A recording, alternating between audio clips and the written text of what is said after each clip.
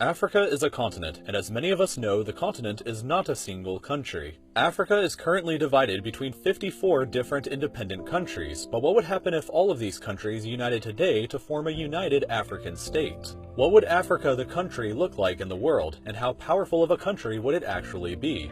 For starters, Africa is huge and covers over 20% of all the land on Earth, making it about 70% of the same size as all of Asia, or about 3 times the size of all of Europe. 1.2 billion people currently live in Africa, or about 16% of the entire global population. So interestingly, a united African state would actually have a smaller population than both India and China. But this wouldn't be the case for very long, since Africa is currently experiencing the largest population boom in the world. The population of the continent has doubled since just 1990, and the continent is expected to surpass the populations of both India and China in the same year, 2022. According to official UN estimates, the population of Africa is expected to reach a massive 4.4 billion people by the end of the 21st century and comprise 39% of the global population. This enormous demographic shift in the future will ensure that a united African state has a dominant position in the world, but it comes with several challenges. The population of Africa currently is the youngest in the world, with a median age of just 19.7 years old compared to the global average of 30.4 years old. Literacy rates are also low, with only 64% of the population being considered literate, but this varies between regions. In Libya, for example, the literacy rate is very high at 94.2%, while in South Sudan it is very low at only 27%. HIV infection rates in the continent would also pose a severe challenge to the United Africa, as 11% of the population in sub-Saharan Africa is currently infected with the disease. In addition to these challenges, a united African state would also struggle with the extreme diversity on the continent. Africa is the most linguistically and ethnically diverse continent on the planet, where somewhere between 1,250 and 3,000 languages are spoken. Because of this, Africa is the most multilingual place in the world, where many people speak at least 2 African languages and 1 additional European language. A situation similar to South Africa, where there are 11 official languages, would probably have to exist. The most common languages are Arabic, spoken by about 17% of the population, mostly in North Africa, Swahili by about 10% located mostly in Southeast Africa, Berber by 5%, and Hausa by another 5%. English, French, and Portuguese are very common lingua francas understood by a large amount of people, where English is understood by 13% of the population, French close behind at 11.5%, and Portuguese by 3%. All of these languages would probably have official status as well as several others. There are hundreds if not thousands of different ethnic groups that exist in Africa. We're used to seeing this map to represent the continent, but a more accurate map may be this one, which shows how incredibly diverse the continent really is. Because of this, it's almost impossible to give figures for exact ethnic populations in the continent, but no one single group would even have over an 8% share of the total population.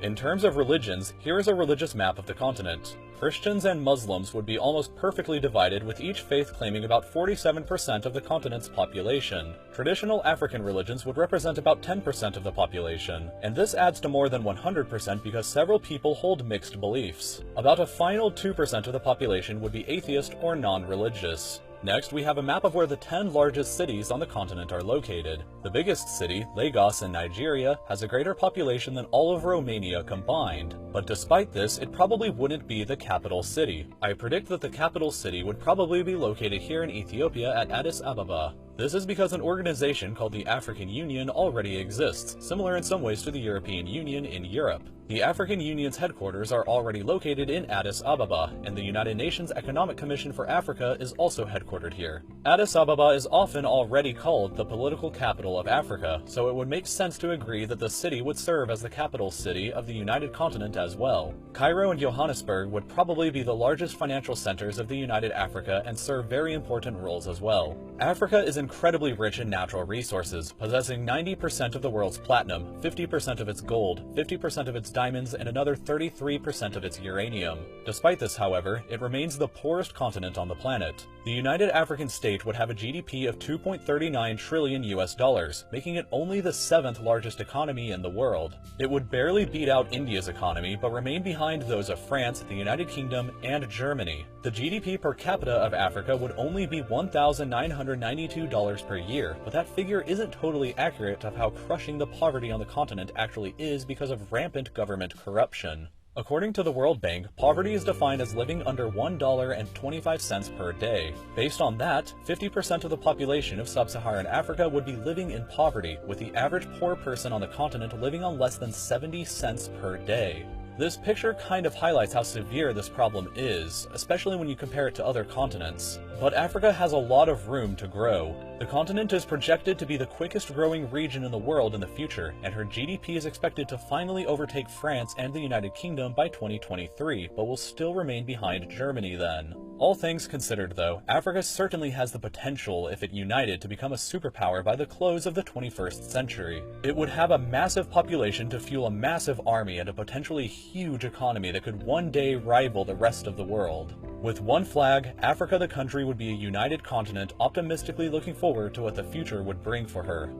Leave your comments below about how you think other countries would react to a united Africa, or even how long a united Africa may last for. This idea was voted on over at the Real Life Lore Patreon, which you can visit by clicking here. You can vote for upcoming videos every month just like what you just watched, and you can subscribe to my channel by clicking here. If you were curious about the music that was in this video, it was created by a band called The Solid Ocean, who are very good friends of mine. You can check out their channel by clicking here. They're currently doing a fundraiser to raise money to record their music professionally, so any dollar or like on their social media can go a very long way for them. Thank you so much for watching, and I'll see you again next Friday for another new video.